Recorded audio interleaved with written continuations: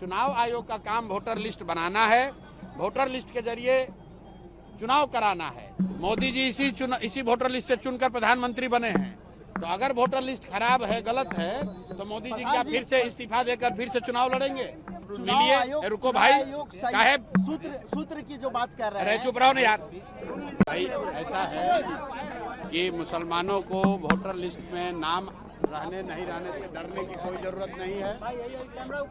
Vote देना संविधान के जरिए वोट देना हर उस नागरिक का, जो भारत का नागरिक है, उसका संवैधानिक अधिकार है।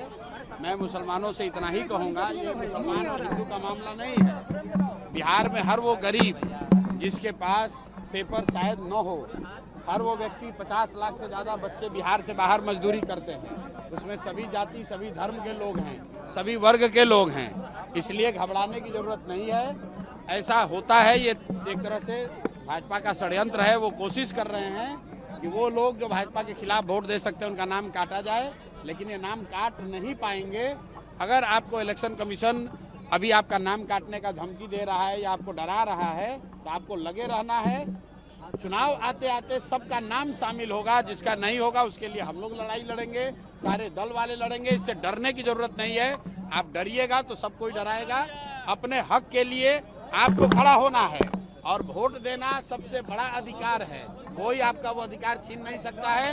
एक बात समझ लीजिए कि चुनाव आयोग को नागरिकता तय करने की का उनको अधिकार नहीं है। सुप्रीम कोर्ट का ये गाइडलाइन है, सुप्रीम कोर्ट का जजमेंट है। चुनाव आयोग किसी की नागरिकता नहीं तय कर सकता है। चुनाव आयोग का काम वोटर लिस्ट बनाना है, वोटर लिस्ट के जरिए चुनाव कराना है। अगर चुनाव आयोग ये कह रहा है कि वोटर लिस्ट ठीक नहीं है, तो चुनाव आयोग को जवाब देना है कि भाई 1.5 बरस पहले इसी चुनाव आयोग से पार्लियामेंट का चुनाव हुआ है, मोदी जी इसी वोटर लिस्ट से चुनकर प्रधानमंत्री बने हैं, तो अगर वोटर लिस्ट खराब है, गलत है, तो मोदी जी क्या फिर से इस्तीफा देकर फिर से चुनाव लड़ेंगे? और अगर चुनाव आयोग ये कह रहा है कि लोकसभा चुनाव के बाद नेपाल से, बांग्लादेश से लोग आ गए, तो ये बताए कि भाई बिहार में सरकार किसकी है? भाजपा की है, नीतीश की है। तो ये भाजपा नीतीश के सरकार के रहते बांग्लादेश और नेपाल से लोग आए कैसे? तो भैया ये संभव नहीं है। ये शुरुआती गीदड़ भभकी है, इससे डरने की जरूरत नहीं है। जिसका नाम भी कट रहा है वो लाकर आप मिलिए, रुको भाई, काहे सूत्र की जो बात कर रहे हैं, चुप रहो ना यार। पहले हमारा जवाब देने से पहले आप ही पूछ लीजिए।